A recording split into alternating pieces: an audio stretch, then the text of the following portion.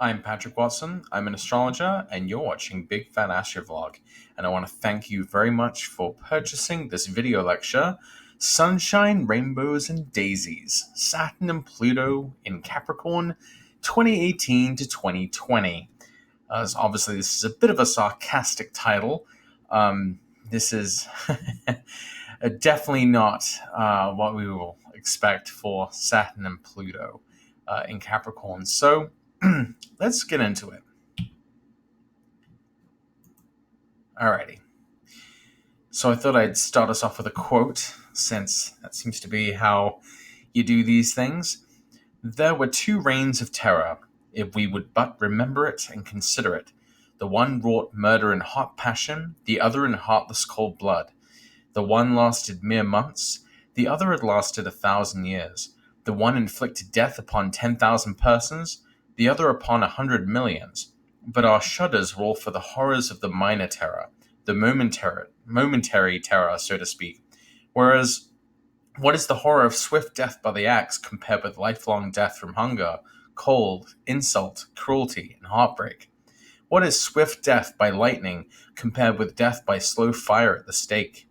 A city cemetery could contain the coffins filled by that brief terror, which we have all been so diligently taught to shiver at and mourn over, but all France could hardly contain the coffins filled by that older and real terror, that unspeakably bitter and awful terror, which none of us has been taught to see in its vastness or pity as it deserves. And that's a quote by Mark Twain from A Connecticut Yankee in King Arthur's Court. The reason I'm starting this off with this quote is because I think this is a really good distillation of the way that Saturn is different from Mars. You know, Mars is the lesser malefic, and it's the planet of action and courage and violence. It's that momentary terror versus Saturn, which is, the heartless cold blood. It's the one, that's the long terror, and it says, he mentions 1,000 years. And I'd say it's nearly about that long. In fact, I'd say it's probably a little bit more of a specific number, about 735 to 736 years rather than 1,000 years. And we'll get to that in just a bit. So this is the kind of thing we're talking about. So what is happening? Saturn will be conjunct Pluto in Capricorn. It enters tropical Capricorn on December 21st, 2017. And then while it's transiting through Capricorn, is going to conjoin Pluto at 22 Capricorn on January 12th, 2020. Then Saturn leaves Capricorn on March 3rd, 2020. Then it will retrograde back into Capricorn starting on July 1st, 2020. And then Saturn will leave Capricorn for good on December 18th, 2020. And so Saturn and Pluto are going to be conjunct within about 5 degrees of each other for large parts of 2019 and 2020. So this is the time period we're talking about. All right. So what is this going to be about? Saturn is a malefic planet. It constricts and defines and hardens the topics of the sign it's in, whereas Pluto takes things way to the extreme, transforming the topics of the sign. And Capricorn is one of Saturn's signs. So basically, the Saturn-Pluto cycle is one of the most challenging cycles of all the planets. It's coincident with some of the most undeniably difficult episodes in our history. And, since we're all told to stay positive about everything, some people have accused me of fear-mongering about this transit, and so I guess we should just call it Sunshine, Rainbows, and Daisies then.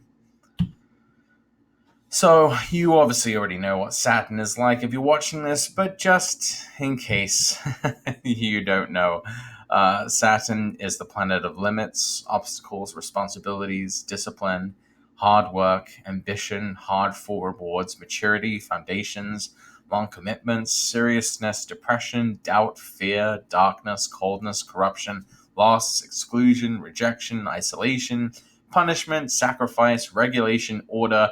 We get it, okay? Saturn is a bummer, okay? Yeah, so Saturn, that's that's the Latinized form of, the combination of Chronos, the god of time, and the father of Zeus from Greek mythology. So that's where we kind of get the word Saturn from. And you can kind of see some reflections of these themes of Saturn with these various figures from mythology. Not that that's where it comes from, but there's a little bit of a connection there. So, what is Capricorn ultimately about? Well, the sun moves from the holiday season in Sagittarius to the bleak post-holiday hangover in Capricorn, leading up to New Year's Eve, which marks the inexorable march of time, reminding us death is closer to us all. It's a time we all take stock of our wasted time and make resolutions we'll break in about a month. We go from seeing Santa Claus everywhere while the sun is in Sagittarius to seeing this guy pop up everywhere while the sun is in Capricorn over the course of the new year. And of course, this is Father Time, who is that character, from Greek mythology, Cronus. He's an old guy with a scythe and usually has an hourglass, although in that particular image he has a clock. That sort of embodies kind of that's a really good symbol, I think, for Saturn and for some of the topics of Capricorn, which is a Saturnian sign. And this has been something I've been thinking about lately, is what is up with that fish goat thing, man? The zodiacal image of Capricorn is a half goat, half fish kind of thing. And so I was looking into it, and I guess that this is based on the Sumerian god of Enki, whose symbols were a goat and a fish. So they just kind of mashed them together and boom, you got Capricorn. And but it's weird because Enki tends to be more associated with Mercury rather than Saturn, which sort of makes sense because a goat fish character is kind of a chimera. It's kind of a double-bodied sign in the same way that the other double-bodied signs have. We have Gemini, the twins. We have Pisces, the two fish. We have Sagittarius, which is a half man, half horse. So a goat fish thing kind of fits with that. But if I had to pick a better image for Capricorn, it would probably be Father Time. But I'm not really sure that the sea goat really fits what we know about Capricorn. So what do we know about Capricorn? Well, Capricorn is where Saturn is at home. So this is a naturally somber, serious place, a castle, And it's where Mars is exalted. So this is where action and violence can be well directed and supported. And it's where Jupiter is fallen. So this is where justice isn't really supported. This isn't a happy and optimistic place where Jupiter is, at home. And it's also where the moon is in detriment. So it's where emotional needs aren't really supported. The moon is kind of out of sorts in Capricorn. And Capricorn is a cardinal earth sign, which is a sign of material and practical concerns, and it's associated with these sort of Saturnian themes of law and order, governments, institutions. And it's a place of seriousness, consequence, responsibility, the status quo, that kind of thing. Generally a conservative sign. Saturn's presence in Capricorn works exactly as it's supposed to constrain and define and build around these topics. So here is what that actually means in practice. So one nickname that I've kind of come up with for Saturn and Capricorn is the Imprisoner. Something I've noticed is that Saturn likes to build things related to the topics of the sign it's in. So, for example, in Sagittarius, Saturn likes to build bridges and freeways. Sagittarius is the sign ruled by Jupiter, and it's about broadening horizons. And so, it's all about creating. So Saturn's transits through Sagittarius all about kind of building things that connect places, like bridges, or take people far distances, like freeways and things like that. So in Capricorn, it builds prisons and walls and fortresses. It builds things to keep people in or keep people out. It builds barriers. And really, that's pretty perfect. I mean, what's more Saturn in Capricorn than a prison? It's a sad, lonely place where you have no freedom, and it's because of things that you've done. You're paying a price. You're paying for your crimes. I mean, duh. Like, that's pretty Saturnian. So here are some real examples. The most secure prison in the United States is the ADX Supermax prison. This is in Florence, Colorado, and this is the day that construction started on this Supermax prison. So this is where they house the country's most notorious and dangerous criminals. It's specifically designed to disorient the prisoner so they can't really tell where north, south, east, or west is, and it's an extremely elaborately designed place just to keep people in there and to keep people out. So we'll notice that Saturn is at 22 Capricorn, and that's actually opposite the Sun at 22 Cancer, which is conjunct Jupiter in Cancer. So this is like a really, it's a really, I guess, well done prison, I suppose. This is Saturn is at its brightest point in the sky, directly opposite the Sun, means that Saturn that night would have been very visible. It would have been at its most brightest during the year. And another thing to notice about that degree as well, 22 Capricorn, is this is the degree of the upcoming Saturn-Pluto conjunction. So I am kind of keeping my eye on that as we head towards that. You'll see what I mean as we go on. So another really notorious prison in the United States is Rikers Island. It has a very long and disturbing history. So this is it's an island in New York City. It's the biggest sort of prison complex there. Yeah, the law and justice aren't always followed there. Let's just say that. So yeah, now this isn't the date of its construction. This is the date that New York City contracted the company that would build up the prisons on Rikers Island. I couldn't get a date of when the building actually started, but it did start within that Saturn and Capricorn period.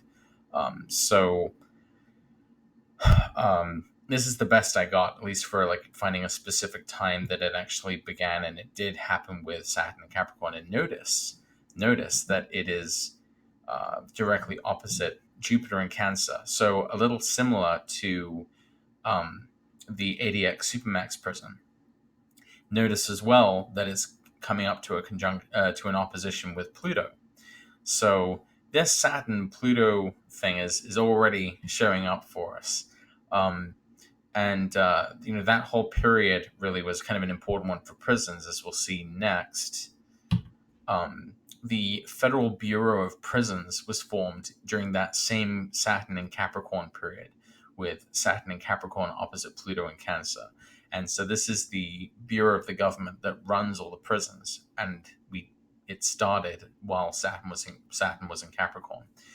One other interesting thing about Rikers Island is there's actually currently plans to potentially close down Rikers Island. And so it'd be kind of weird if during the next Saturn and Capricorn period that's when it started closing down. There are a few examples of prisons being closed down at the Saturn return of that prison. So we'll see a couple of those. So really, the further back I looked, the more consistent this pattern seemed to be. The very first prison built in the American colonies was built in 1635, and they didn't have a date for it. The Boston Jail, or this is how they spelt it, Gaoll. What I mean. But yeah, in 1635, Saturn was in Capricorn. So then I looked back even further, and we actually have the date that construction began on the Bastille, April 22nd, 1370, and Saturn was at 0 Capricorn. And so this place, was a notorious prison and this kind of intimidating building that, when people would enter France, when people would enter Paris, they could see this building, and kind of became a symbol of arbitrary despotism and oppression to French people across centuries, while it was still standing. And of course, this is the place where, the revolutionaries, stormed the Bastille for the weapons, during the French Revolution. So, yeah, it was built while Saturn was in Capricorn. So then I looked even further back at another famous prison, and the Tower of London. We don't have a date for when construction began, except for the year, which is 1078, which was when Saturn was in Capricorn. So this famous prison, this place where like hundreds of people have been tortured and imprisoned, was built with Saturn and Capricorn, and similar to the Bastille. It was the purpose of this building. When you came into London, you would have been able to really see it. It would have been one of the tallest buildings in the city at in these earlier centuries. So it was supposed to be really intimidating. It's a scary place, and it's a scary place to end up. So if prisons get built during Saturn and Capricorn periods, what happens to them when we get to a Saturn and Capricorn period? And I've almost already kind of answered that. Sometimes they close down. Here's another example, a little more recently. So the Berlin Wall was constructed when Saturn was at 24 Capricorn. And of course, the Berlin Wall was erected to contain West Berlin from the rest of Eastern Germany. And, this is, this is where, this is the Iron Curtain, this is the Cold War, this is the division. It was not just an ideological division between, capitalism and communism, but it was also a literal division with this wall. Separated families and friends, and kind of became this symbol of depression and sadness and oppression, rather. So guess what happened when Saturn came back to this degree? The Berlin Wall was torn down. Now, this isn't the November 1989 date when people are chipping away at it with their picks and stuff. This is when the military actually officially begins taking it down, and you'll see that Saturn is back at 24 Capricorn. Whole Saturn return later. The wall is torn down. Note that this is the same Saturn and Capricorn period as the ADX Supermax prison is built. So, sometimes in Saturn and Capricorn, sometimes the prisons get put up, sometimes the prisons are being taken down.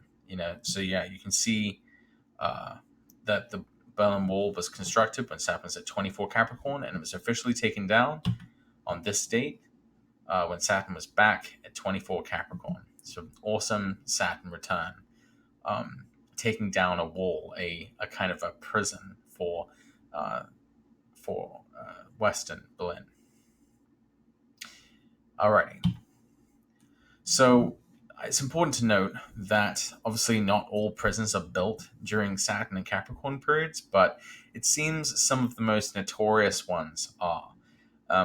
And prisons, regardless of what sign Saturn's in when they're built, they still exhibit some relevance for Saturn transits in general, including the Saturn-Pluto cycle, but again, we'll kind of get to that. So, for example, Alcatraz. Now, I will say this. Alcatraz, the planning for Alcatraz took place during that same 1930 to 1932 Capricorn period, the same one that produced the Federal Bureau of Prisons, the same one that produced Rikers Island.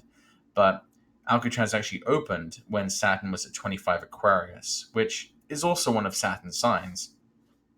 And it closed a Saturn return later on March 21st, 1963, while Saturn was in Aquarius. Now, it wasn't the exact return, but it basically was on the way there. So, it was open for 29 years, and the number 29 should make any astrologer's ears perk up, because 29 is like, that's probably like a Saturn return or really close to it. So that's another example of a Saturn return, being important for a prison, but not necessarily for Capricorn. So there's that. And I don't have a slide for this, but the penal colony, Devil's Island, was started at a Saturn-Pluto conjunction in Aries.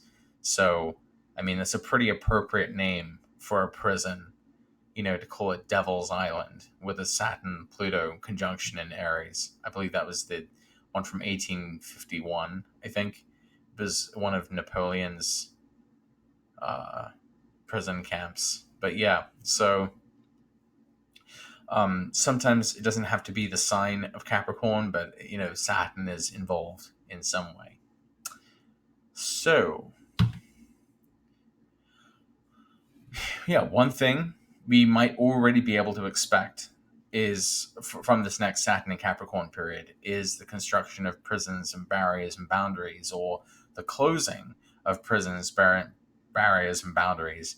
And I can think of at least one deranged orange person who is obsessed with building a big barrier between the United States and Mexico, and he's actually in a position to potentially get that started between 2018 to 2020.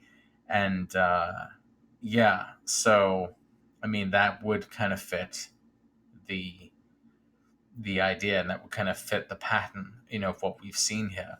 But it might also it could also be when Rikers Island closes.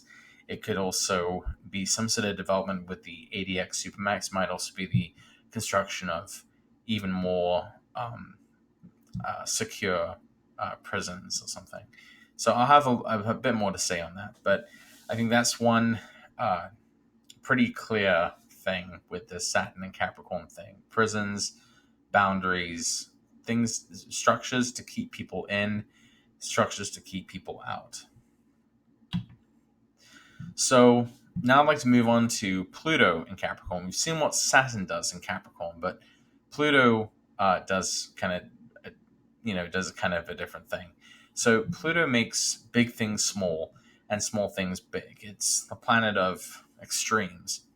It was discovered in 1930 while it was transiting through Cancer, and this was a time when humanity was becoming aware of the incredible power contained in atoms, which are tiny units of matter. And an atomic explosion is literally something absolutely tiny becoming absolutely huge. So Pluto, through the signs, tends to transform the topics of the sign on a more sort of fundamental level, making small things big and big things small. And in Capricorn, this would apply to governments and institutions. But if I'm being perfectly honest, because the effects of Pluto are so kind of global and in some cases generational, because it takes such a long time for it to move through the zodiac, a lot of the changes that it makes will affect governments in every sign that it's in. It just, I think the completion periods are kind of the key thing. So I don't know how much importance I can really ascribe to the topics of Capricorn for what Pluto does when it's in Capricorn, but the fact that it was in this part of the zodiac before and is coming back to that part of the zodiac is sort of maybe the more key thing. But still, it does seem to match up for whatever it's worth. So one way to go about this is to just look back at previous times Pluto was in Capricorn. And so what I think is interesting about the 1269 to 1286 Pluto in Capricorn period is that this is when China has been taken over completely for the first time by a foreign invader. And this isn't Genghis Khan, because Genghis Khan, kicked it off, but Kublai Khan was the one to really finish it. And so, after the Song dynasty fell, that was pretty much it. Like that was when one group, the Mongols, controlled the entire mainland of China. And that all happened in this time period. Another kind of, on a slightly smaller scale, but still kind of interesting in its own way, as we'll see, is that this is also when Wales is taken over completely by England, by King Edward I. Um, uh, and you might not think that's so much of a big deal, because we've just basically always probably lumped Wales in with England. But Wales has its own culture and its own identity, and so this is pretty devastating, for the people of Wales who really don't feel like they're English, and yeah, we'll get into that one a little more in depth a little later on. So at another one, with Pluto and Capricorn 1515 to 1532, this was the time of the Protestant Reformation, which was a tremendous challenge to the authority of the Catholic Church in Europe, which was basically the government of the age. Each country had their own king, but the Catholic Church was the closest thing we had to a almost like a UN, or a central kind of governance. So the fact that this is when the schism happened, and this is when what was once absolutely in stone was suddenly shattered. That seems to evoke many Capricornian notions and Plutonian notions as well. And then of course this is also the same time that the Aztec Empire fell. Due to the actions of Hernan Cortez and his men. So again, we're seeing these themes of a great power succumbing to something small, something big becoming small, something small becoming big. And then, of course, in 1762 to 1778, there are a lot of other things, but the big story is that the British Empire, which was, that's the thing that was big, was kind of brought to it wasn't brought to his knees by the American colonies leaving, but it was a blow. This is the most powerful force in the world at that time, and this plucky group of colonists, were able to pull off a rebellion, a revolution, and so this is when something small becomes big, and something big becomes a little smaller. So we're kind of seeing this theme again with the rise and fall of these powerful leaders. So we have been in a Pluto and Capricorn period since 2008, and it will last until 2024. And this period began with the 2008 global financial crisis, with government stepping in to stop the world from seemingly collapsing.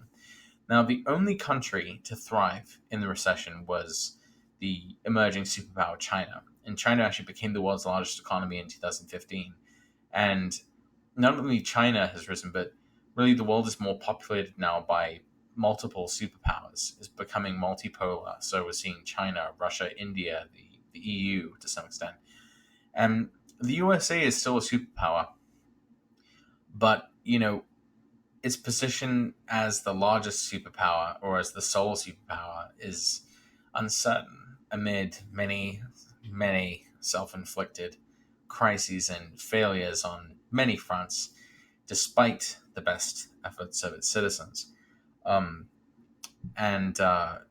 really, if we can learn anything from these transits, it's that it's the people in power who have the most to lose, and it's the scrappiest who maybe have the most to gain. I also think it's interesting that China seems to be really doing well in this period, considering that it was in a previous Pluto and Capricorn period that China underwent another kind of transformational experience, being taken over by the Mongols.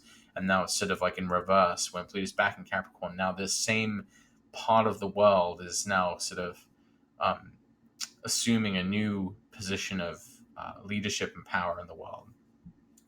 Another thing to note is that even the UK in particular, but the EU, Europe's status as kind of this center of powers is also kind of uncertain. Due to skepticism among people in these countries that they can even or should even be working together, and then of course on top of financial difficulties. So it's the strong who have buckled, and it's the ascending who have been able to benefit. So one of the main things that people are looking forward to, not necessarily anticipating it excitedly, but um, there's been a bit of a debate over when the USA's Pluto return actually is. Is it in 2022 or 2024? Because sidereally, the USA Pluto return is on February 22nd, 2024, but tropically, due to precession, the USA Pluto return is exactly 2 years earlier, February 22nd, 2022. So sort of begs the question, well, which one should you use? What is more important? Is it a planet's position relative to the stars or to the sun? And, the siderealists say that, well, Pluto actually makes a full, rotational period. If you count it sidereally, tropically, you're measuring it against the position of the sun's, gradually receding, equinoxes and solstices. But I don't think that means that it's an incorrect measurement necessarily. I am a tropicalist. I have nothing against sidereal astrology. Um, I think they're both just different reference points. I mean, the tropical position of Pluto is the correct position by tropical reckoning. So uh, I think the difference between them just means, just depends on what you're using as a reference point. And either way, the Pluto return will not likely not correspond to one singular event, although I imagine that historians will give this time period a name in the same way we talk about previous periods of history like the Civil War or World War II.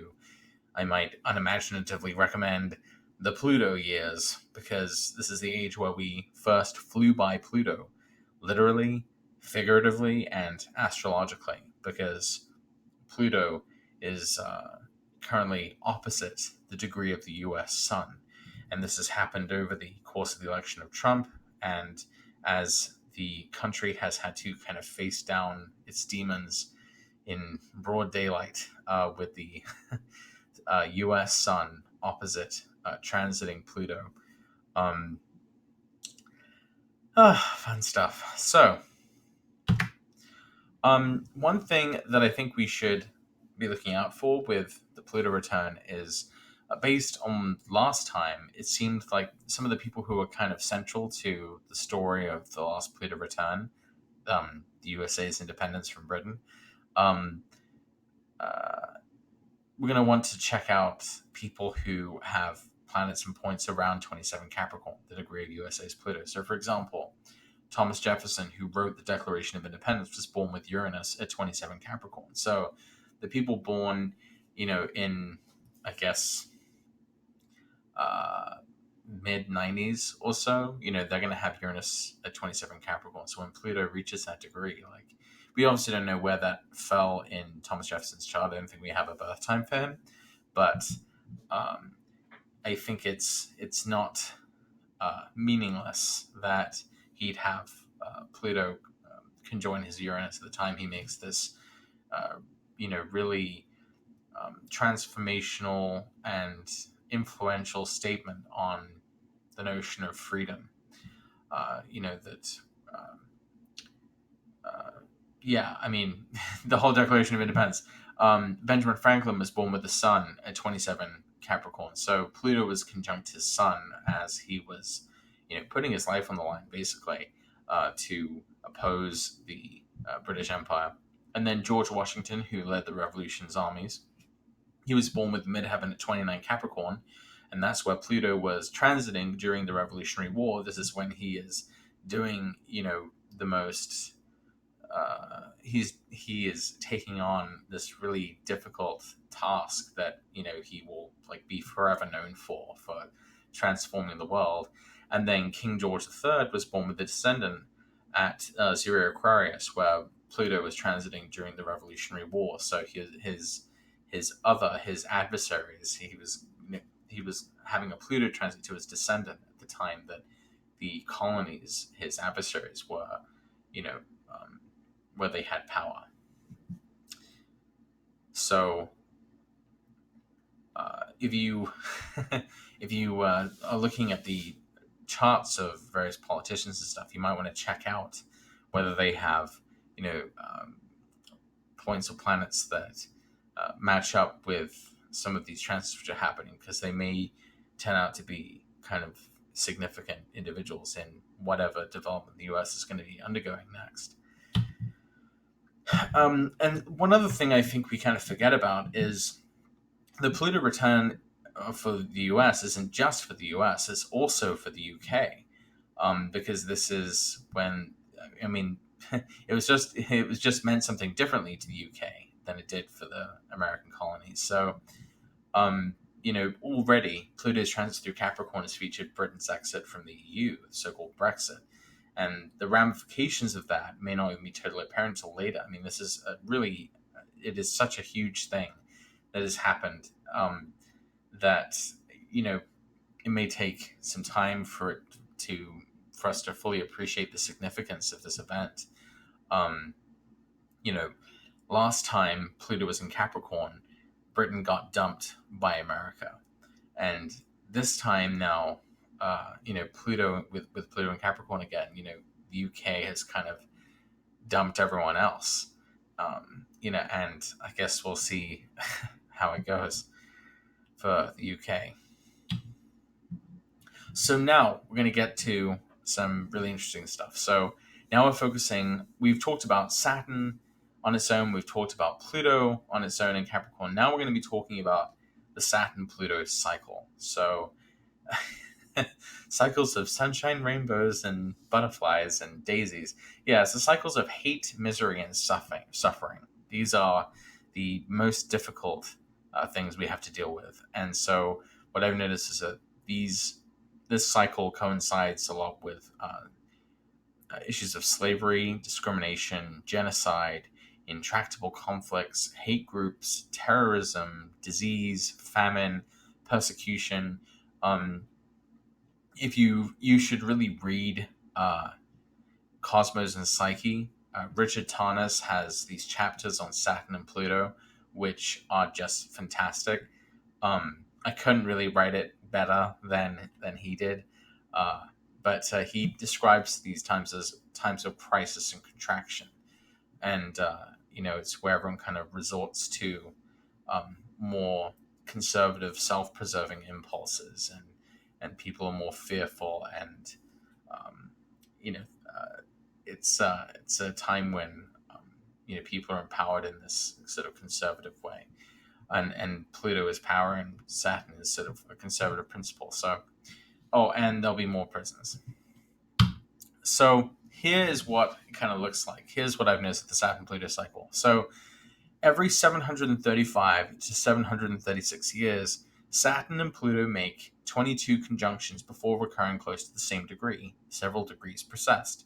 And this is because 3 Pluto cycles equals 25 Saturn cycles. So it looks a little crazy. It looks like Tim Burton made this or something. But if you start at 1284 and you kind of follow the spiral, so the next conjunction was in 1318, then in 1350, then in 1381, then in 1413, then in 1445, 1480, 1518, 1552, 1584, 1616, 1648, 1680, 1713, 1750, 1786, 1820, 1851, 1883, 1950, 1947, 1982, and 2020. You've gone through 735-ish years. And you'll notice that where the Jupiter-Saturn conjunction is happening, where the Saturn-Pluto conjunction is happening in 2020 is pretty close to where it previously happened in 1284. So all of the conjunctions after this point will be several degrees precessed of each one of these 22 conjunctions.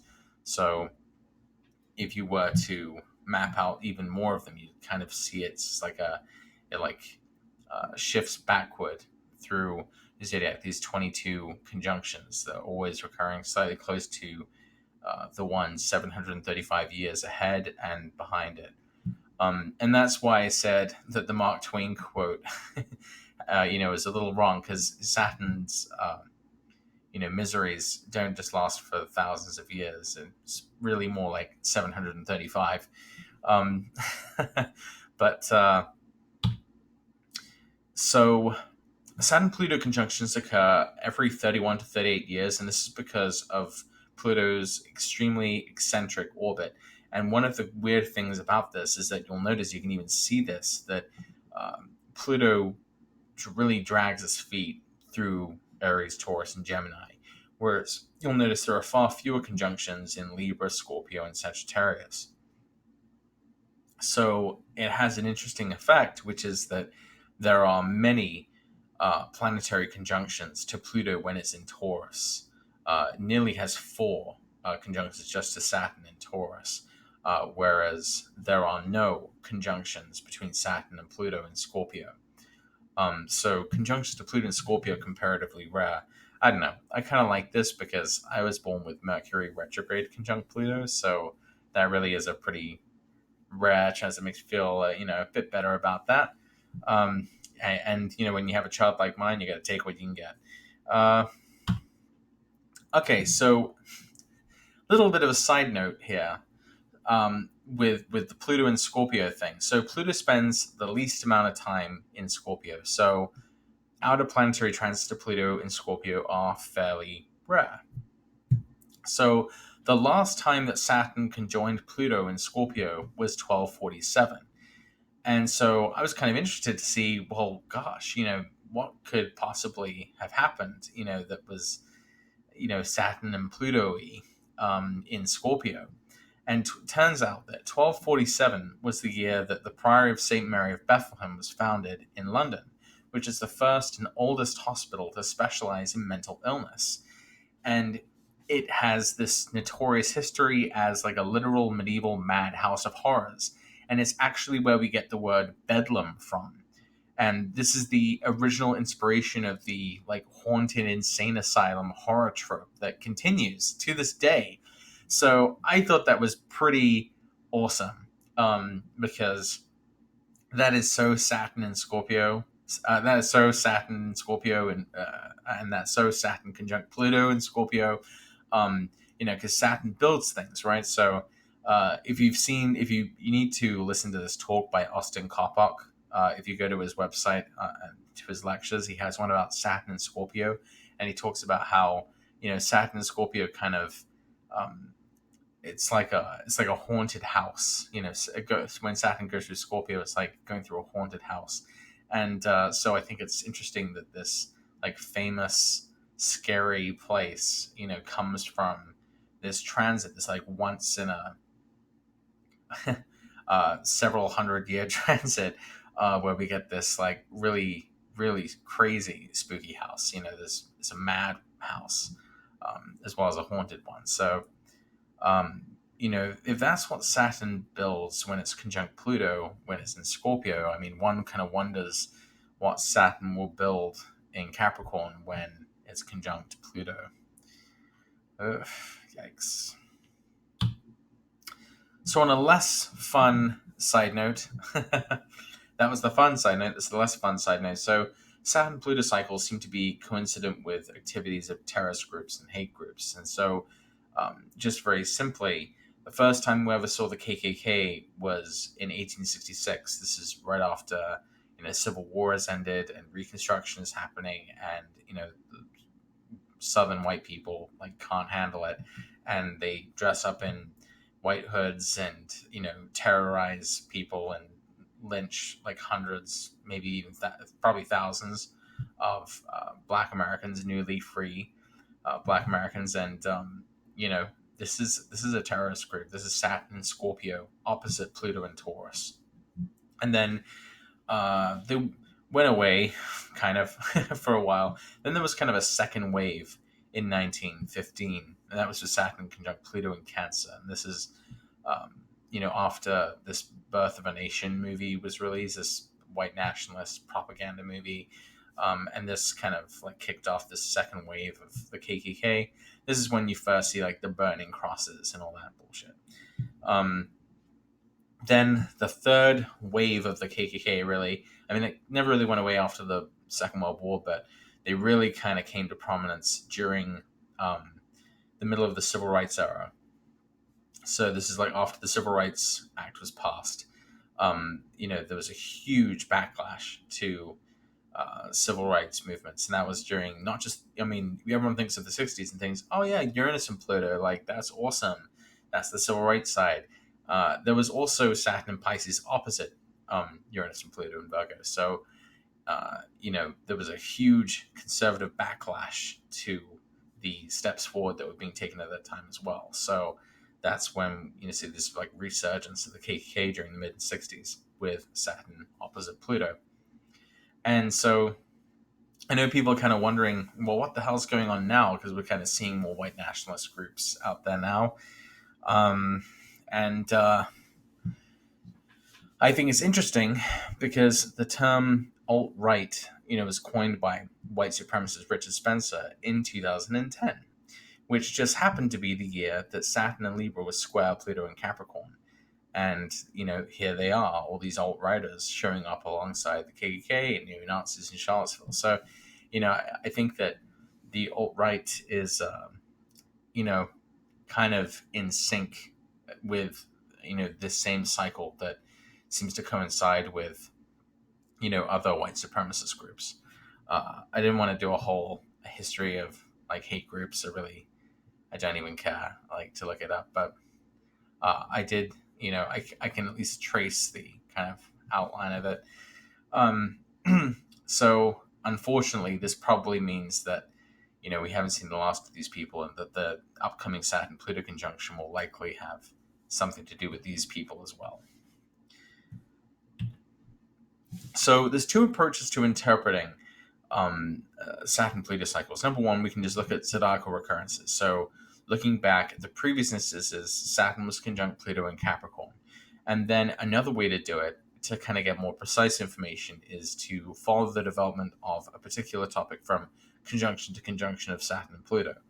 What I've noticed is that Saturn-Pluto conjunctions often close chapters with stories begun at previous conjunctions, and they also set the stage for like the next story, which ends with a Saturn-Pluto conjunction. And I apologize if most of my examples are US-centric. I mean, there really are so many things all happening all at the same time all over the world. It would be impossible to, get every single instance of it, but I tried my best to kind of keep it simple as well. So first, let's look at previous iterations of Saturn Pluto in Capricorn. So in 1284, this is this is what I was talking about before. This is when Wales was being taken over by England. So it's kind of a complicated history, but at the previous Saturn Pluto conjunction, the leaders of Wales made a treaty. I think it's the Treaty of Woodstock with, I think it's King Henry III. And basically, the King of England said, you can rule over Wales, but you have to pay me, basically. Like, okay, you get to manage the affairs of Wales, but like you pay me money so that you have the privilege of doing that. And then those same people at the Saturn-Pluto opposition in 1266, they had kind of a connection or an alliance with this Welsh lord who was rebelling against the king, and they somehow got his son hostage, who was Prince Edward, who would later become King Edward, and like he escaped, and then the British forces like did this siege of this castle in 1266. That was um, it was like this huge battle, and they killed the uh, they killed the Welsh lord, and then in 1284, um, it was kind of Wales' last stand. They had killed basically all of the Welsh royalty. There was only one Welsh prince left, Prince Dafydd, I guess, sort of like a Welsh form of David, and he was kind of the last stand for Wales against England, and in 1283 in 1283. So Saturn was still conjunct Pluto in that time, but it wasn't up to the conjunction just at that point.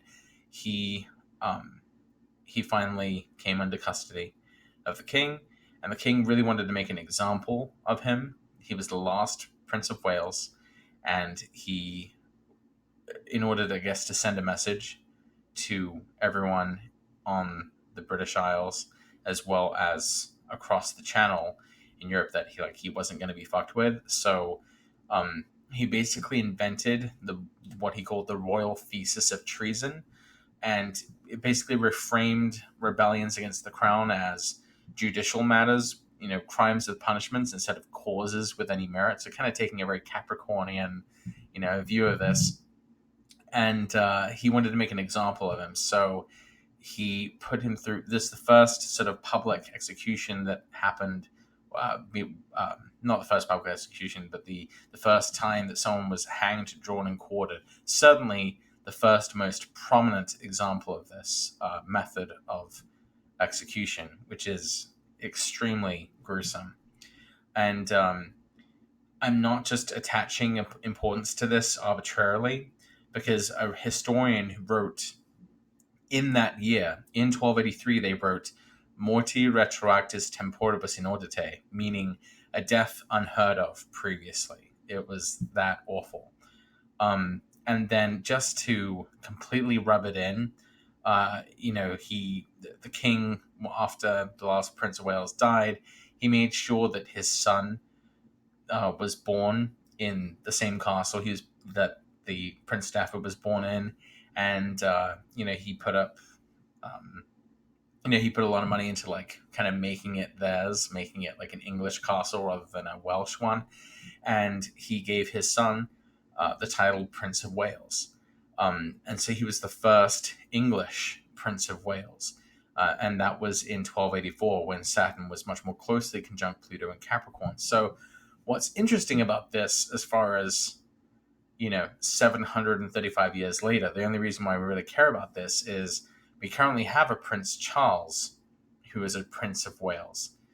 And who knows? I mean, we seem to be in a strange historical moment for the UK, and especially since, well, in the light of Brexit and just in light of the modern world and how we don't really have a use for a monarchy when we have, a parliament and a prime minister. What role does royalty really have? It kind of makes you wonder then if if this upcoming conjunction will be in some sense an end to this idea of a Prince of Wales, or well, maybe Prince Charles will be the last English Prince of Wales. I just think it's interesting that these two periods were connected astrologically and could potentially have a strange connection across time. So this is a little story, Wales being overtaken by England that may have a kind of thematic connection with events to come in the UK in 2018 to 2020. So, just in case you were wondering what kind of transits one might have on the day where you're hanged to the point where you nearly die, but then you're revived, and then you have your testicles cut off and your stomach cut open and you're shown your own guts, and then you're beheaded and then cut in 4 pieces and have your severed head shoved on a spike on the top of the Tower of London. which is built during the Saturn and Capricorn period. Here they are. Here is Prince Dafydd, last Prince of Wales. We actually have his birth date and birthplace, but we don't have a birth time, obviously, and we have the date he died. So we can see that he died in this extremely gruesome way when there was a Mars-Uranus conjunction in the sky approaching his sun. And of course, it was opposite Pluto, which was also opposite his sun.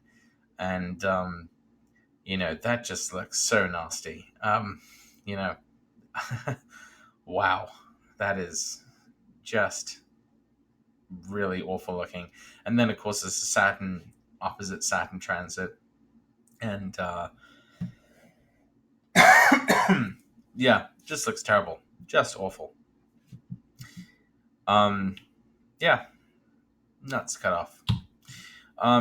Now, this is the day that Wales basically loses its independence forever. So after Wales loses, its last stand against England, it submits to these rules, laying out exactly how England would rule over Wales, and this is much closer to the Saturn-Pluto conjunction in Capricorn. Very similar to the one which we will be seeing in a couple of years. So, yeah, this is, on the one hand, you can see that on that day there was a Sun-Venus conjunction, which I guess shows how two sides are combining together, but obviously not in a very not under very nice circumstances, with Saturn-Pluto conjunct opposite Mars and Uranus conjunct.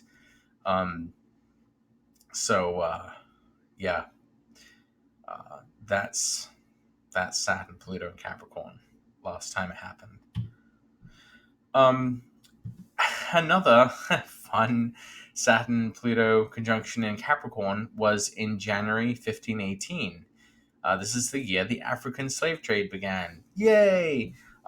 King Charles V was petitioned by leaders and judges in the Spanish colonies to allow importing people from Africa as slaves, and he failed the most basic moral test ever by just saying derp yes. So from that point forward, the African slave trade really began, with thousands of people being stolen and sold away to be slaves in the New World. And it's crazy because while we don't have the exact date he gave his approval to this, we do know that in January 1518, that was when Mars, Saturn, and Pluto were all conjunct for Capricorn. So literally, all three of the kind of the most problematic planets were all together, at the beginning of one of the greatest sins humanity has ever committed on itself, one which we still haven't really recovered from, the institution of slavery, the abomination and evil of slavery. And it really hasn't even ended in some ways. There is still slavery in the world.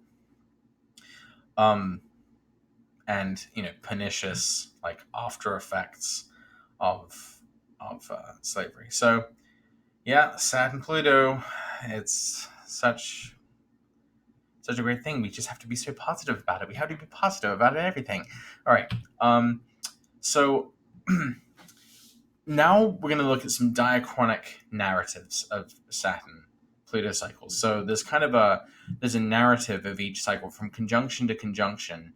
If you study the way that what happens at the sextiles and the squares and the trines and the oppositions, waxing and waning, you'll kind of see there's kind of a continuity from one conjunction to the next.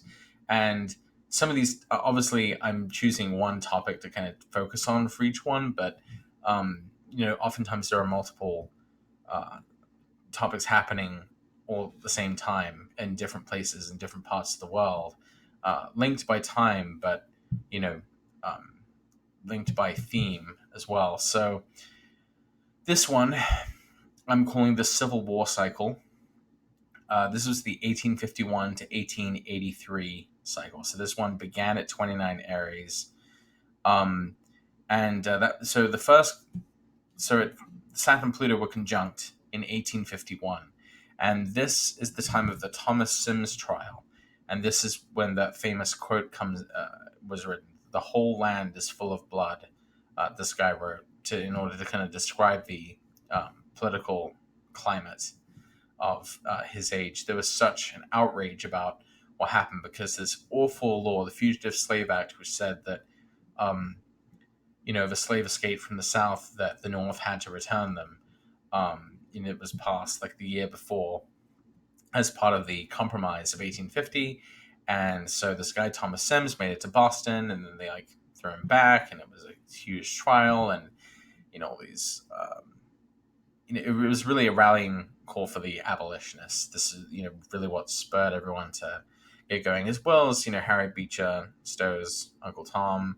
That this is from the same period. This is where things are really kind of kicking off. The events that would lead to the Civil War. So what's interesting is that in 1851 was the Thomas Sims trial, which explicitly concerned the Fugitive Slave Act, and then at the Waxing Square in 1859, this is the year that SCOTUS, the Supreme Court of the United States, ruled that the Fugitive Slave Act was constitutional.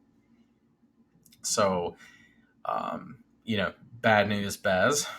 And then the opposition. Oh, I should also note that the square, that was right before the Civil War actually broke out as well. This is, 1860 it was, 1860 wasn't even where 2016 was in some ways. It was crazy. I wasn't there, but I've read about it. So in 1866, this is when Reconstruction begins. The South has lost because, well, it's a good thing they lost. It was fought over slavery. It wasn't just economics. It really was, a fight over, if a state had a right to own someone, or if people had the right to own people, and they lost, thankfully. So, even though that was good that they lost, it was still a hard road ahead for newly freed Black Americans. In 1866, the Reconstruction begins to try to rebuild the South and to, protect civil rights of Black people. And in response, the South passed, Black codes, and this is when the KKK first emerged, like we talked about before. Then, at the Waning Square, this is when the 1875 Civil Rights Act passed, which banned racial discrimination in public places. So, this is a good thing, but, what do you think people did when that happened? This is, they're not going to let that stand. And so at the closing conjunction, 1883, that was the year that the Supreme Court of the United States declared the 1875 Civil Rights Act unconstitutional, enshrining segregation. So they were saying that, you absolutely did have the right to ban, or rather, you absolutely did have the right to discriminate against people in public places based on race. So,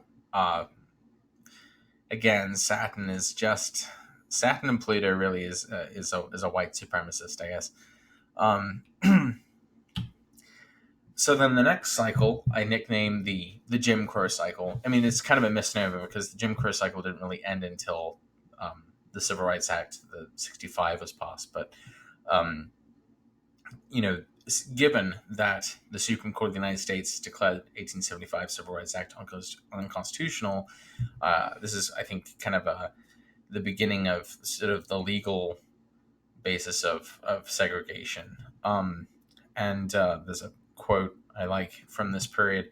Henry McNeil Turner said, "The world has never witnessed such barbarous laws entailed upon a free people as have grown out of the decision of the United States Supreme Court issued October 15th, 1883.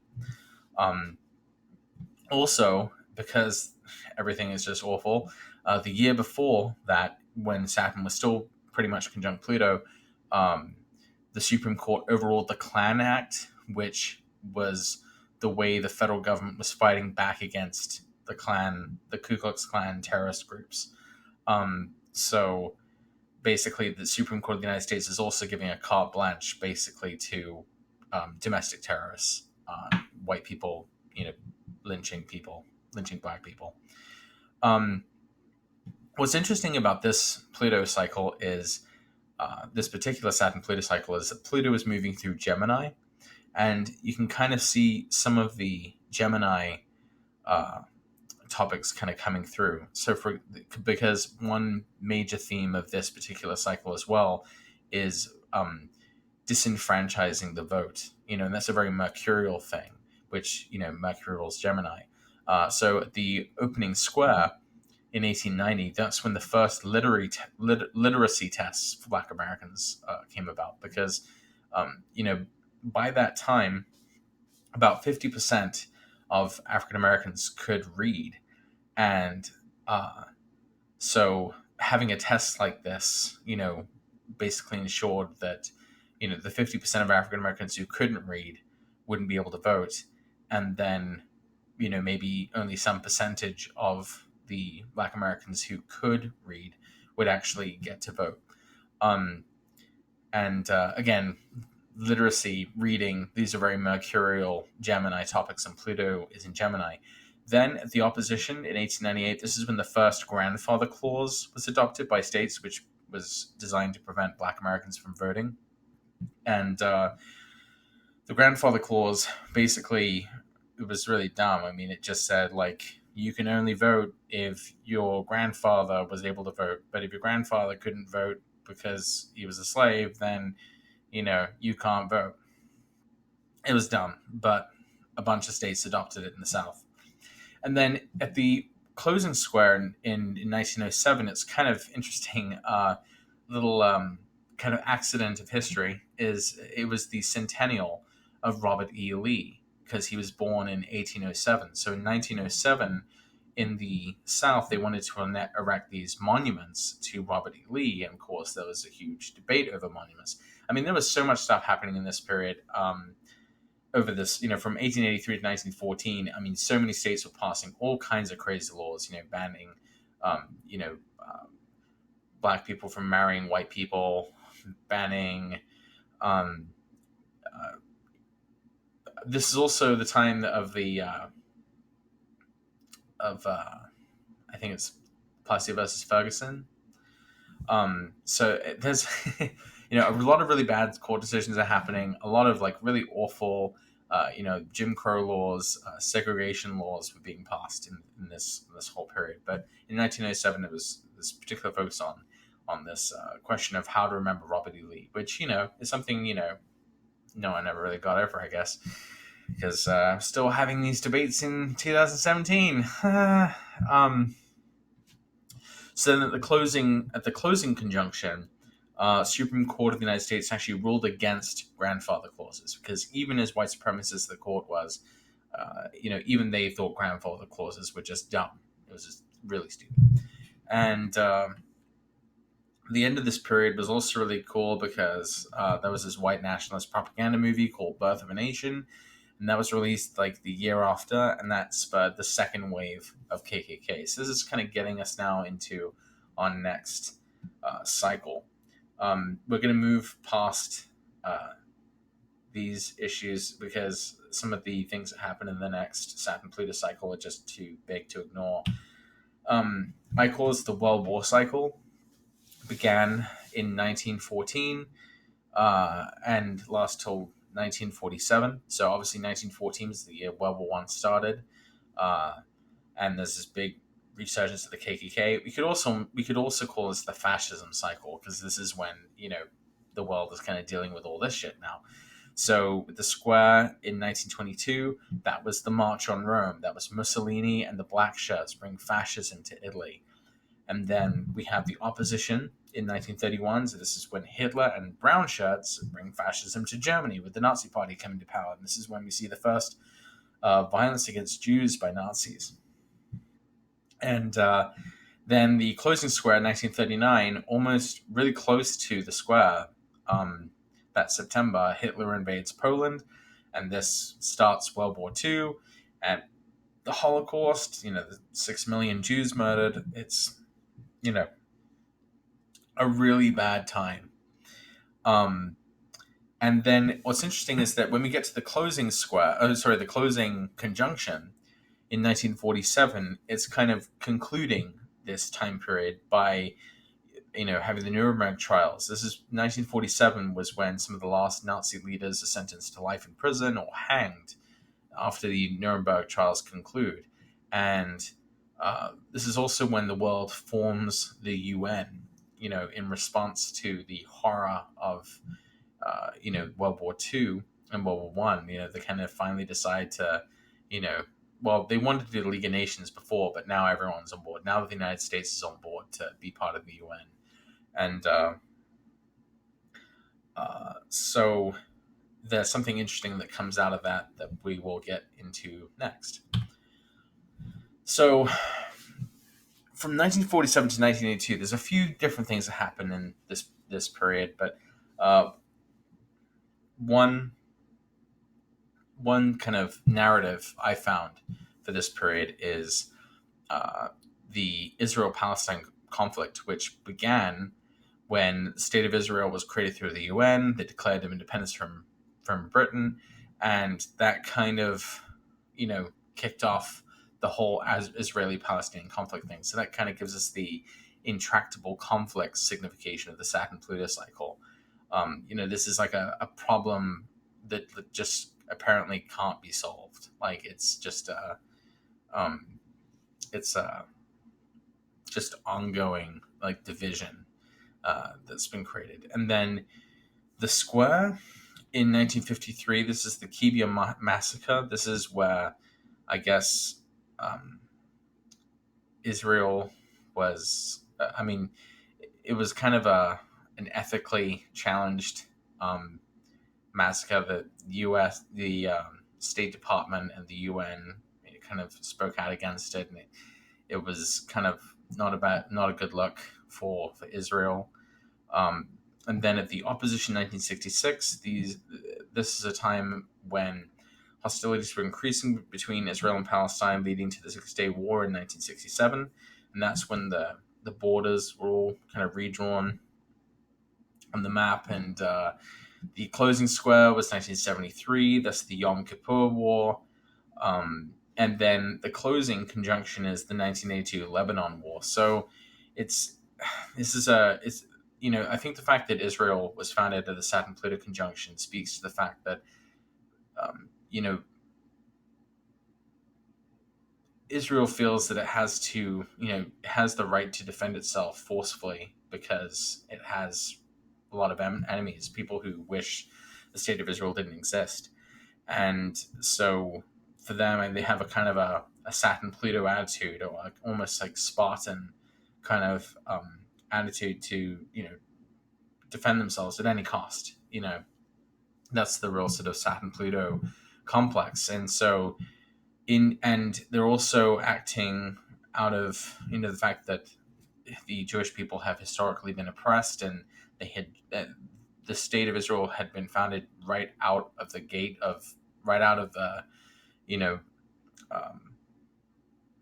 at the conclusion of World War II, where 6 million Jews have been murdered. So, there's a lot of sort of Saturn Pluto themes of trauma and pain that result in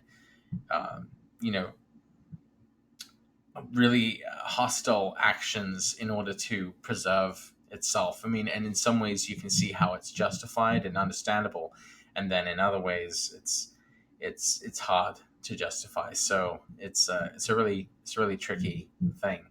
I guess I should just say personally, I believe that not that it matters, but I believe the state of Israel should exist. I think that just needs to be a two-state solution.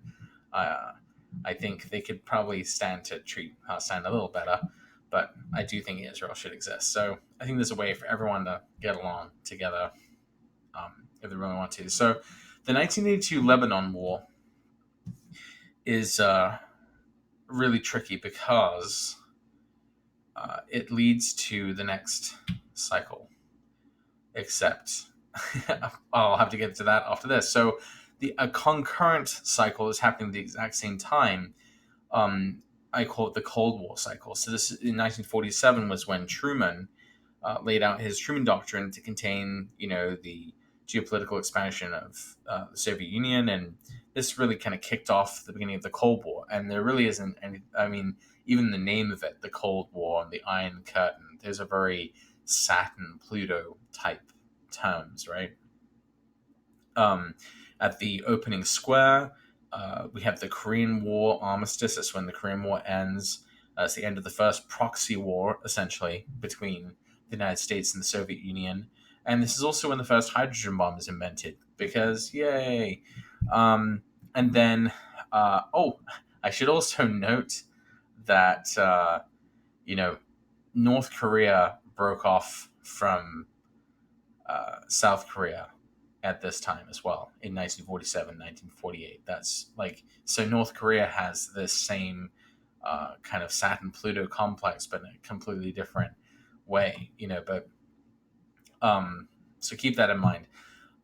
So at the opposition between Saturn and Pluto in 1966, we have the escalation of the Vietnam War, which again is another proxy war between the United States and Soviet Union.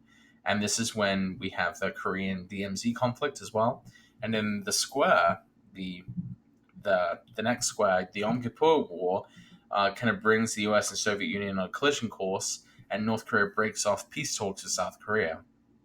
And then at the conjunction 1982, this is when the Cold War really, I mean, it's I wrote it's the last paroxysm of the Cold War.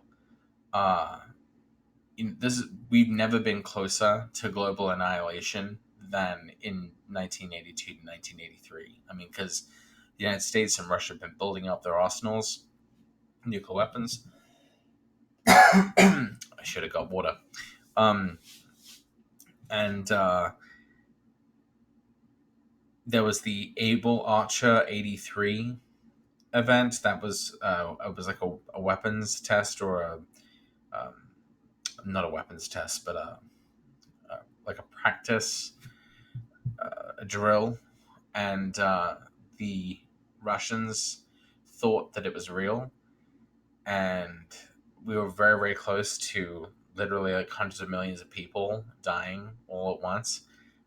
But some like Russian hero like figured out that it was a false alarm, and so it was kind of like crisis averted. But I mean, I think the fact that like there was such a strong possibility of it, and it was so strong in people's minds, and people were so worried and fearful about that happening, and that it was a real possibility, I think is really interesting that Saturn and Pluto were, in that part of the zodiac, especially because, as we know, Pluto doesn't spend very long in Capricorn and Libra, and Saturn-Pluto conjunctions, are very, very rare in that part of the zodiac. So, that's pretty. So the Saturn-Pluto conjunction, the end of Libra, and then with Saturn in like early Scorpio, with Pluto in late Libra, that it looks scary, and it kind of was scary, and maybe that has something to do with the fact that Pluto kind of likes to get the hell out of Scorpio. Like maybe that's where like really dangerous shit can happen. Who knows? Anyway, oh yeah, North Korea attempted the assassination of the South Korean president. That was also during 1982. Okay. So this then leads us. So the war in Lebanon. That's where we left off. So when Israel invaded Lebanon, they were aided by the U.S. And in that year, that's when Osama bin Laden first thought of committing terrorist acts against the U.S. upon seeing the U.S. aid Israel in the 1982 Lebanon War. And in fact, he, in his own words, he said, "God knows it did not cross our minds to attack the towers, but after the situation became unbearable, and we witnessed the injustice and tyranny of the American-Israeli alliance against our people in Palestine and Lebanon, I thought about it. And the events that affected me directly were that of 1982 and the events that followed, when America allowed the Israelis to invade Lebanon, helped by the U.S. Sixth Fleet. As I watched the destroyed towers in Lebanon, it occurred to me to punish the unjust the same way, to destroy towers in America so it could taste some of what we were tasting, and to stop killing our children and women. Um, so this, I mean, violence begets violence, terror begets terror. Um, so yeah, this is when Osama bin Laden gets this idea. Is that this Saturn-Pluto conjunction? This is starting us on a new cycle. This is our current cycle, and I'm calling it the terror cycle because um, this is all it's led to. In 1993, that was the first World Trade Center bombing, and then, of course, who could possibly forget the opposition of 2001? This is when the 9/11 attacks happened, and not just the 9/11 attacks, but then the ensuing war on terror. And 3,000 people were killed in the towers, and the war on terror has killed over 100,000 people, and not all of them could have been terrorists. Like it's it. I think it really shows the multivalent nature of these cycles, because it's not just one guy's a good guy and one guy's a bad guy. It's people like being shitty. And what's interesting about the World Trade Center that fell on the 9/11 attacks is that it fell during a Saturn-Pluto opposition, and it was built in 1966, which is the year of the lost Saturn-Pluto opposition. So from Saturn-Pluto opposition to Saturn-Pluto opposition, that's how long it existed. In 2010, there was a couple of terrorist-related incidents. One of the big ones, the 2010 Times Square car bomb attempt, and then also in 2011, so the year after that, that was also when Osama was killed by SEAL Team 6, directed by President Obama. So there's kind of a ongoing chain here of, Osama bin Laden and Al Qaeda and sort of radicalized Islamic terrorism, and we're coming up to the closing conjunction in 2020. And so what we've seen so far is that sometimes the conjunction kind of concludes things, but in a way that sets up more problems. you know, for example, each planetary cycle is like a flower. It's closed and it blooms at the opposition, and then it kind of withers away and regenerates at the next conjunction before being reborn again. And some of the flowers are very pretty. The Venus Jupiter cycle is wonderful. Jupiter Uranus is awesome. Saturn Pluto is like an ugly fucking Venus flytrap flower thing. it's a terrible flower. It's a flower that it seeds and it blooms and it regenerates, except when it blooms it's awful. And when it blooms people die in terrorist attacks. It's so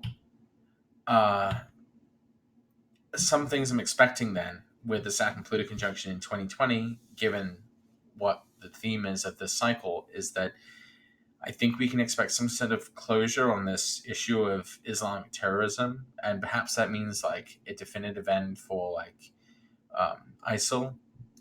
But I imagine that it'll conclude in a way that is still problematic. So anti-terrorism actions by the government will most likely mean a ramp up of the national security state.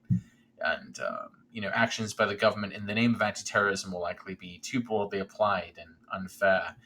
And with the way that we've seen, prejudice against Muslims go up in the wake of these attacks and these actions by the government, that this is something that will probably be continuing to face, but in some sort of dramatic way with the Saturn-Pluto conjunction. But it could also mean, but it's also sometimes when things kind of wrap up too. So you might see the end of the war in Afghanistan. Maybe we pull out our troops out of there. Maybe it's sort of the end of the war on terror. But I guess it could also be the total ramping up of the war on terror. It's difficult to say exactly what it will be, but in any case, I think terrorism is absolutely going to be a major theme of this Saturn-Pluto conjunction. Another narrative thread that I've noticed is the issue of privatized prisons. So, Core Civic, which used to be called the Corrections Corporation of America, was founded on January 20th, 1983, which was just a couple of months after the conjunction in late 1982. And so that kind of fits what we know about Saturn and Pluto. I mean, Saturn is, prisons and keeping things, constricted, and Pluto is, power and often takes on sort of corporate types of characteristics. So after the 9/11 attacks, the Saturn-Pluto opposition, that was a really big time for Core Civic because they won all these contracts from the government to build and run these detention centers for undocumented immigrants. However, at the same time, a bunch of states passed a ton of laws in 2001 and 2002 to get greater oversight over these companies. And it's kind of sad because back in 2016, prisons, we announced, the Department of Justice announced that we were going to stop using privatized prisons. And that's probably not going to be the case now that Trump is in office. I imagine that there will probably be a place at the table for privatized prisons.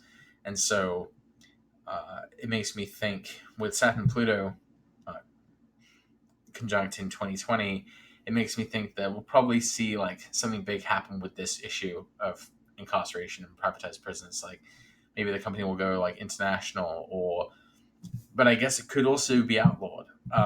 It's hard to tell. I mean, Jupiter will be there too, so I mean, it could be like a good thing for it as well.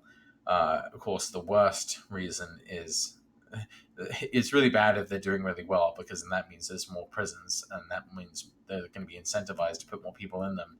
So hopefully they don't have a reason to build a lot more prisons. Some sort of crazy crackdown that ends up putting like innocent people in jail. Because that's never happened before.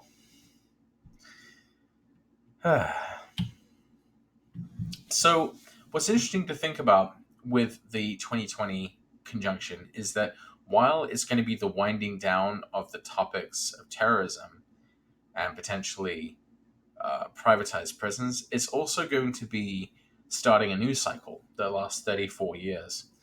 And so pardon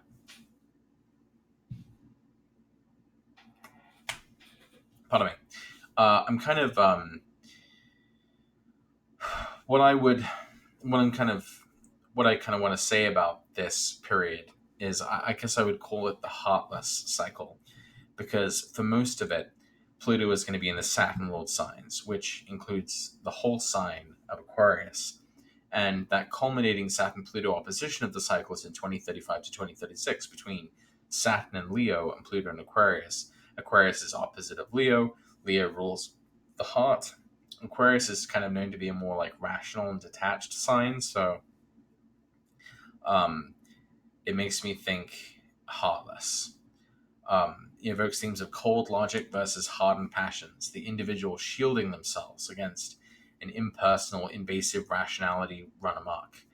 And so the thing that I think this means is, our lives are actually already controlled quite a lot in ways that we don't even know about by algorithms and credit scores. And there's this episode of Black Mirror, if you watch it, where it kind of imagines a future where the idea of like social networks have kind of taken on this far more sinister turn, where everything you do in your life is like judged and scored and ranked, and you have to kind of keep your score up in order to keep your friendships and keep your jobs and all of these kinds of things. And it that would be a terrible prison really to live in, a prison of where you have to live up to everyone's expectations. You can never really be yourself. And I think, you know, Facebook started when the sun was conjunct Neptune in Aquarius. And so with Pluto in Aquarius, I feel like that's really going to kind of take what Neptune's done and kick it into overdrive, especially when it reaches the degree of the Sun Neptune conjunction that Facebook was started at. And I think that it'll be it won't necessarily be the war against your robot overlords, but maybe a war against algorithms, the algorithms which are used against you, to assess your worth, to, uh, take away kind of your freedom to be imperfect and to just be yourself. I know in China they already have something similar to like a citizen ranking. So this is like where you have a certain score based on the kind of opinions you have towards the government or opinions on certain issues, and then the worst part is that people might back it up. People will say, well, I don't know if I want to date someone who is below a 1200 on this scale, or I don't know if I want to hire someone who is below 1000 on this scale, or I don't know if I want to give a loan to someone on the scale. I don't think you're allowed in this restaurant if you don't have the scale. I don't think you get to buy this if I don't have this number. Like I can just imagine this being like a new sort of technologically informed type of constriction, a new type of slavery, in a sense.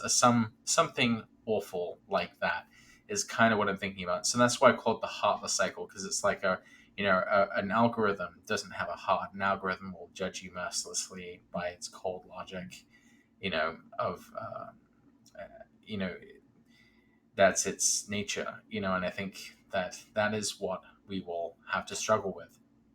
And so the way that this will be resolved is, at the next Saturn-Pluto conjunction after that in 2054, which would happen in Pisces. And, Aquarius is a very cold and dry sign. So, Jupiter is more warm and wet as the ruler of Pisces. So that would kind of seem to indicate the idea of like washing away this cold rationality. But then we'll have to deal with the problem that Pisces represents, So that will be like issues of, I guess, spirituality and belief and unfounded beliefs and delusions and fantasies and that kind of thing. So, every every cycle, it doesn't necessarily get better. It just becomes a new kind of terrible. And so I think that's what we'll be facing past 2020. So in conclusion, what we can expect from the Saturn-Pluto conjunction is, I believe that there is evidence that we will have events that cause us to focus on issues of security and incarceration, prisons, privatized prisons, the building of prisons and barriers and walls, potentially the closing of them and the building of them. I think it will be a time where we have a fearful mood, where conservative instincts towards self-preservation are heightened in ways that can make sense sometimes and also not make sense sometimes. Sometimes it will be justified, other times it won't be. And I think this will ultimately lead to the persecution of minorities, religious and racial. I mean, as well as the poor, as well as in general, because they always suffer. And the Saturn-Pluto periods have often coincided with war crimes, human rights violations, atrocities, massacres, genocides.